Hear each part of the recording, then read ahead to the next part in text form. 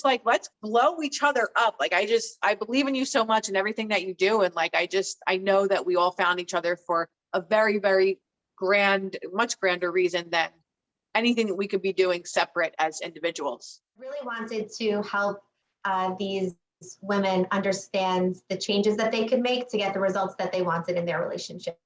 So I've been working with them, and I created their coaching program, and I run it through with all of their clients before they're able to start matchmaking, because we know that if we don't get in there and look at their unconscious beliefs about men and about dating and about relationships, and if we don't review their relationship history and look at their patterns, and if we don't look at their self-care and their relationship with themselves, and if we don't look at how they're going to create space in their lives when their lives are already so full. And that's really the privilege of working with such intelligent, successful, strong women, is that, you know, they've built lives that are really meaningful and that they love. And so how do we create space for that partnership, and how do they lead with their feminine energy when they are so familiar with needing to be masculine and like as gorgeous as they are on the outside? I mean, I feel like you are such an example of this, because you are so gorgeous on the outside, and you like ooze, you know, sensuality and sexuality and feminine energy, and yet you are a go-getter, and you're a mover, and you're a shaker, and you are assertive, and you are, you know, and you go towards what you want. And so in a romantic partnership, you know, what I've had to work with so many of my clients on is, you know, yes, but, and the goal is never to change anybody, because who you are is the gift, but it's to say, if you really want that masculine evolved man, then we need to shift, and you need to start leading with your feminine. And so how do we even do that? And that's really what the work is all about. Can you take us like step by step? Like, what do you start with? Because I know there's some people that are probably just like, I need help, like, please help me. And, you know, had this desperate energy and stuff. And I know that obviously, like when it comes to love or manifesting love, and you have this desperate energy, you have this lack mentality that you just can't have it, you want it, you long for it, that actually repels the energy for love to come in, because you yourself are putting out the energy that you don't have. So the universe is like, give her more of don't have, you know, yes. or receiving. So like, where do you start? Is it like a questionnaire, or like, how do you like dive in? Yes, I have all of my clients fill out a detailed intake.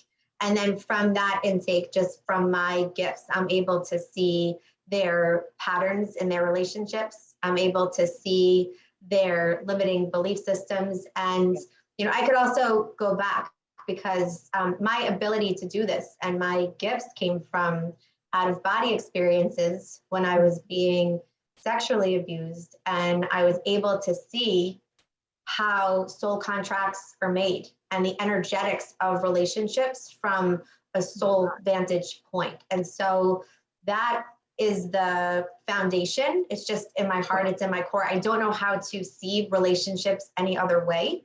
So when I'm reviewing the intake, it's very easy for me to see where there were certain soul contracts and what the patterns are. And so those are just the gifts that came from my biggest traumas. So I combine all of it together. When you were having these out-of-body experiences, like, what is it that you saw as far as when you say a soul contract? Like, what does that look like? Is it, because I know that because I'm an empath and like I can do the telepathy thing. So it's not necessarily words that you hear or sentences, it's just a knowing of what it is. Yes. So is that somewhat of what it was like for you? Like, what did you see a contract? Like, I'm so curious about that.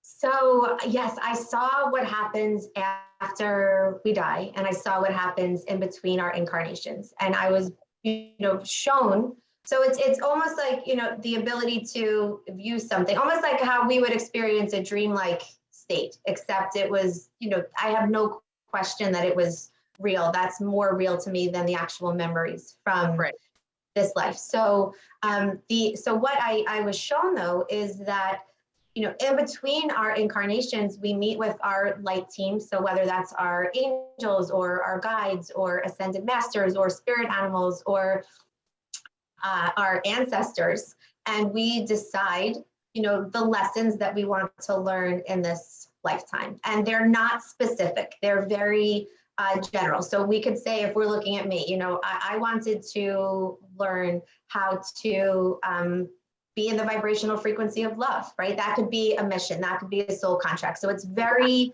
general. And then we look at then we choose the specifics, and that's hard for people to accept because, for those of us, and me too, me included, I chose to incarnate into a really dark, dense, heavy family. And so, the first step is always taking radical responsibility, right? Like, I am a soul who chose this life, who chose to learn these lessons.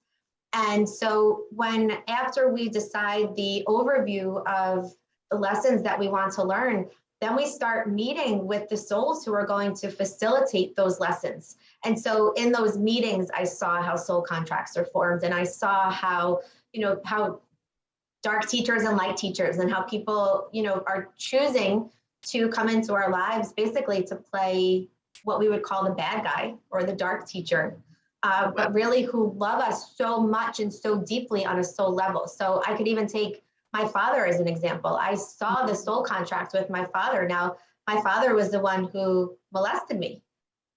Wow. And yet, on a soul level, if he did not do that for me, I would never have the gifts that I have, and I never would be able to help people to the degree that I do. All soul contracts are founded in love, no matter how they play out down here. Wow.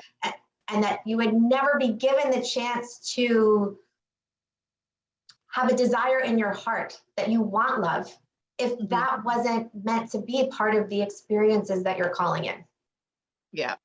And I think it's probably going to be hard for some people to hear this stuff that, you're literally bringing this to you, or it's, part of your soul contract and all that stuff. Like, how could I possibly do A, B, or C? And we all have different destinies to fulfill.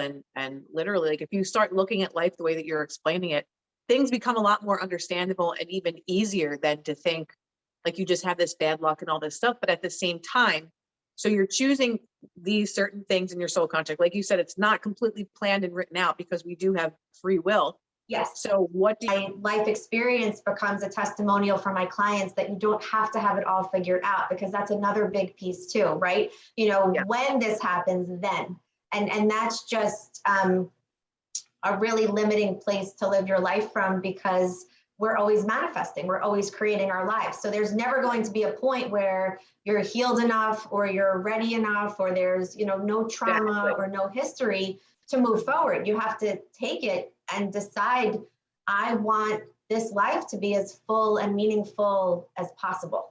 And in the beginning of all of this, in the beginning of my own awakening, there was a lot of fear there.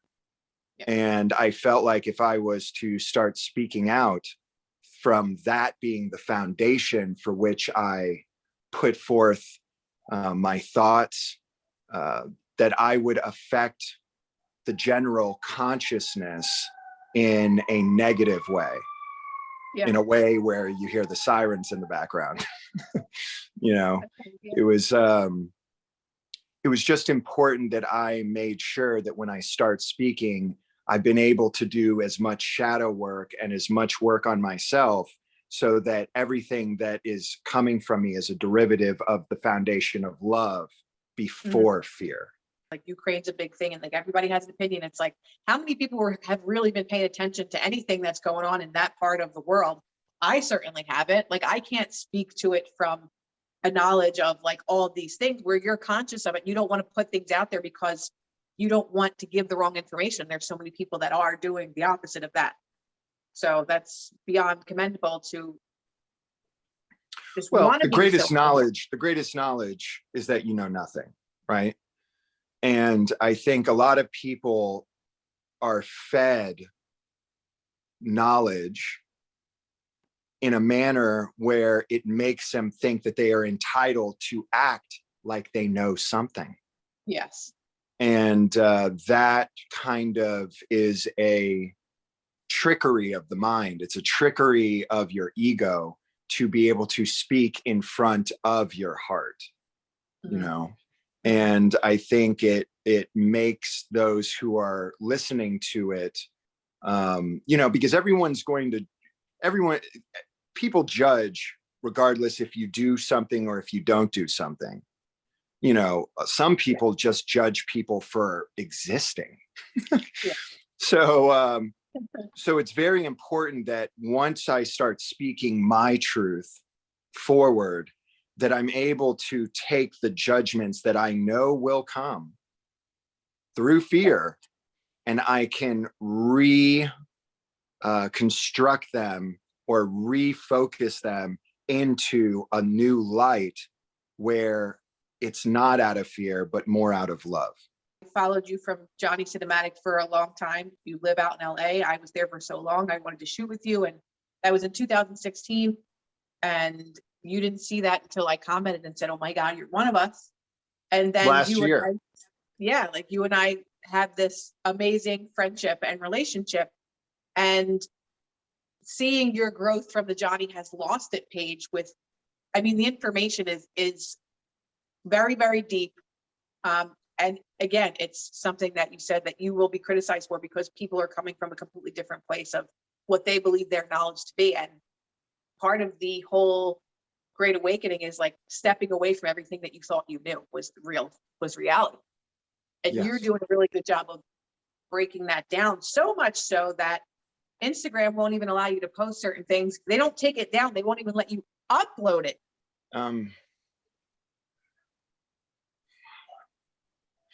The reason I called my page Johnny Has Lost It is because cohesively 2 years ago, I felt like I died, or the I that I thought myself to be. I have lived in a very lost state for quite some time, and I was able, through my ego and my shadow self, to create a bubble that I became very comfortable with it. And when everything started happening around, I'd say the beginning of 2019 and the end of 2019 into the beginning of 2020, when the lockdowns took place, I became very fearful. I became almost consumed by fear. Fear for the world, fear for myself, fear for my family. And you know, I definitely sipped the Kool-Aid that they were providing us in terms of all the conspiracy stuff and the QAnon stuff. And it was almost like it all kind of hit me at once. And on top of that, I had isolated myself and I didn't really see anyone I knew for 44 days. Wow.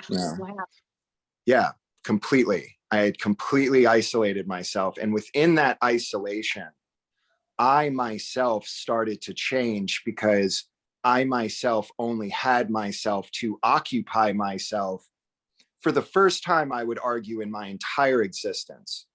I've never been someone who's gone inward. I'm an extrovert. I'm an artist. I've always lived in this kind of outside mentality of, you know, like, go here, do this, be this, take part in this, create this. And I never actually had the incentive to go inwards. I never had the allotted time to go inwards. And something really changed on a global scale. You know, for the first time, it didn't matter what race you were. It didn't matter how much money you had. It didn't matter where you were in the hierarchy of society.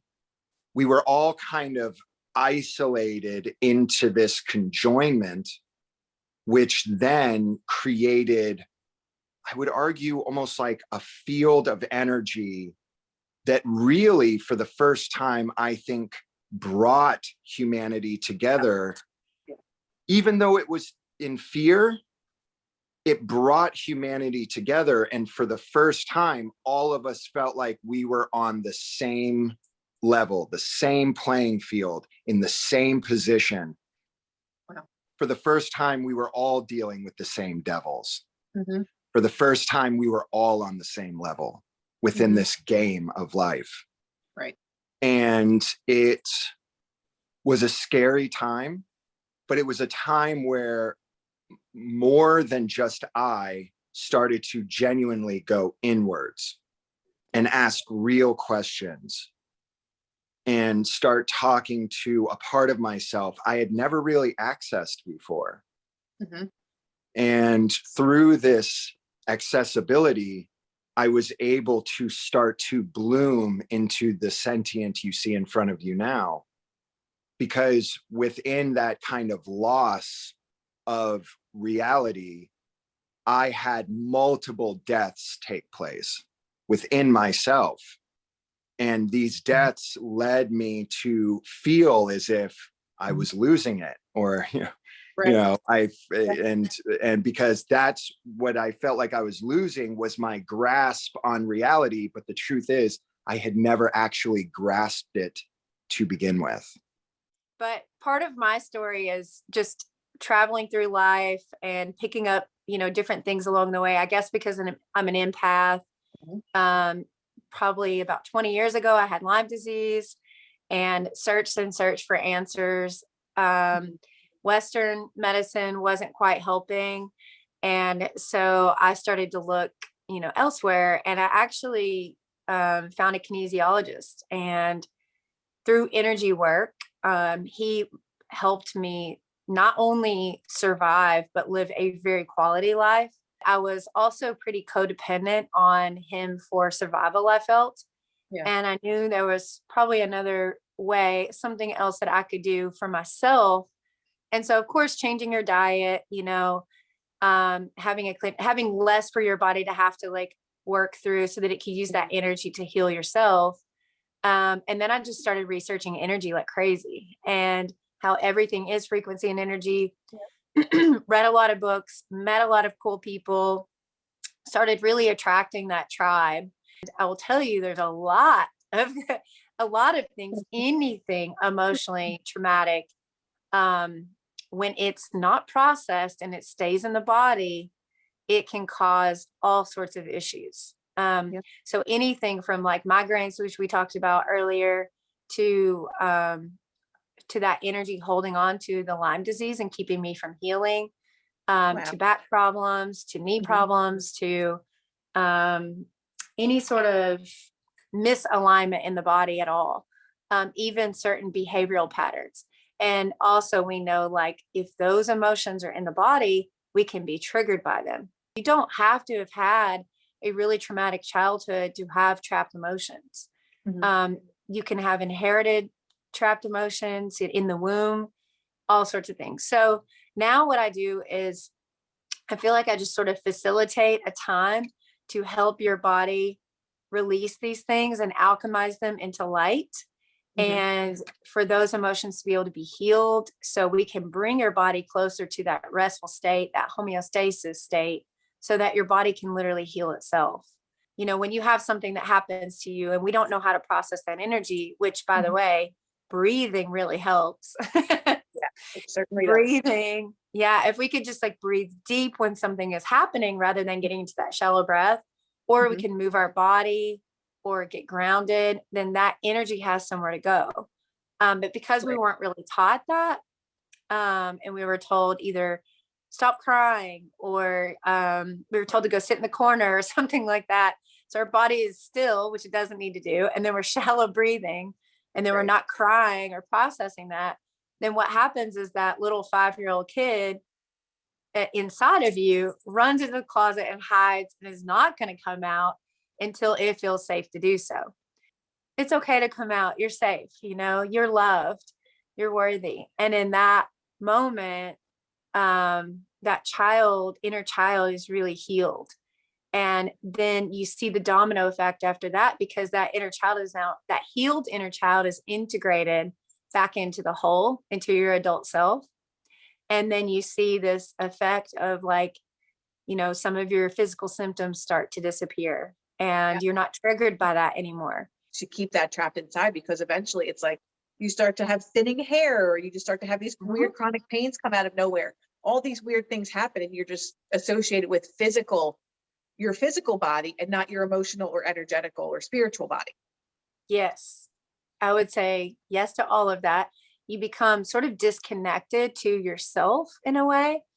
I would say after doing the work, you definitely you almost like teaching your body how to be more connected to your intuition, because the work itself is teaching you as you see, oh, abandonment at 5. Yeah, that really happened. How did you know that?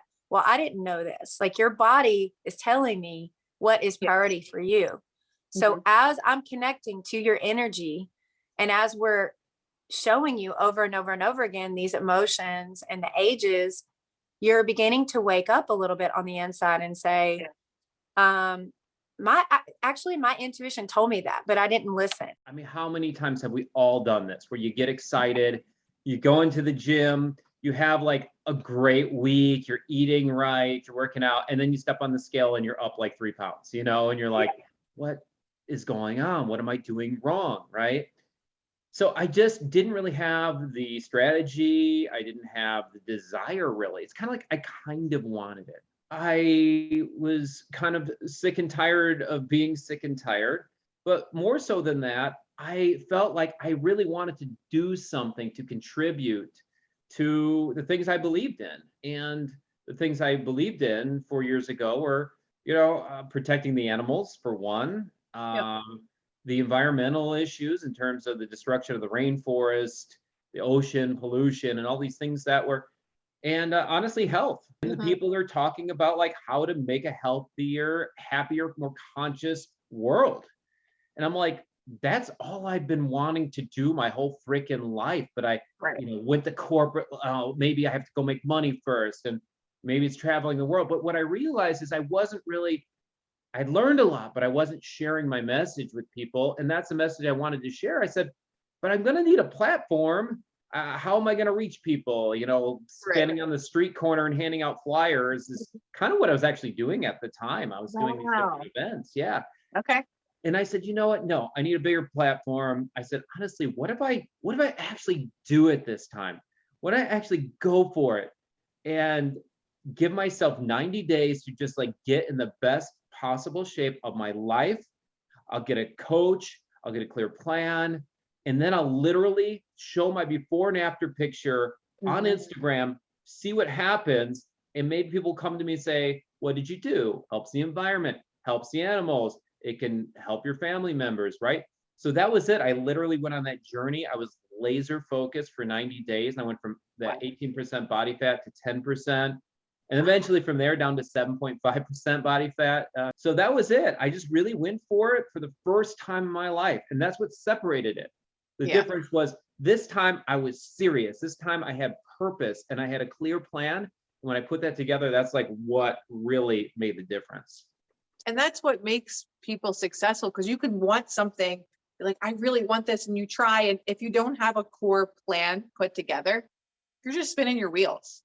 And like, I'm even speaking for myself because I'm vegan, whatever, like, but when I see someone like you, your transformation and what you did, like, you really put a plan into action. And for me, having an eating disorder, doing the vegan thing, I'm still, I wouldn't say struggling. I don't know, but my body's not where I want it to be. I want to have less fat on my body. So when I talk to someone like you, I'm like, it is completely possible to do. Gosh, I'd like to get a 6-pack. It's available for everybody. It's not this special thing that's reserved for the lucky and the genetic and the younger and the healthier. We can think of all the excuses in the world, right? No longer consumer. I don't have to buy deodorant. I don't have to buy toothpaste. I don't need mouthwash. I don't need anything. All I need is myself. Okay. But explain that. Explain why you don't need. What does the plasma do for your mouth that surpasses toothpaste or anything else? If you even look it up, it'll say it's good for your skin, and it has urea in it for dead skin cells. They actually have a pharmaceutical called urokinase, which I break down in my course of how they took a pharmaceutical, which is made from urine. They took it from porta john. And what they did is they used it as a pharmaceutical that goes deep down, and it gets rid of blood clots. Okay. When people can really understand if it does that. Now, when I gargle it in my mouth for 5 to 10 minutes, and I take like a Jamaican chew stick, or you take a bamboo and brush, that's all you need. It turns into a fizz. and it fizzles up with electricity. And I literally pulled it out and I even show you one time to show you how alive, like it truly is. So when you take that substance right there and you're putting that all in your mouth, you put that all over your face and in your hair, my hair has grown back. All right. My skin, when I put it all over my skin, I take what I call a liquid love shower all over the skin. And then I get into the sun. It's now my sunscreen, because people put oils on their sun, on their skin in the sun. And when you put oils on, you're blocking your pores, AKA your ports of elimination. So any lather creams, you never want to put them on. So I highly suggest people be like, but don't you smell? No. If I do the age, there will be a smell. But then if you're in the sun and you're on the beach and you got essential oils, you know what smells worse than that? Motherfucking sunscreen. When people spraying that poisonous shit, they normalize to think that that is a great smell. To me, I want to yak when they spray it around me. So if I'm spraying plasma and it has a foul stench because it's like deep, like 8 months age, will literally take the regeneration of somebody who looks 65. If they fast and they do age, they'll lose about 10 to 20 years like that. And I got pictures to prove it.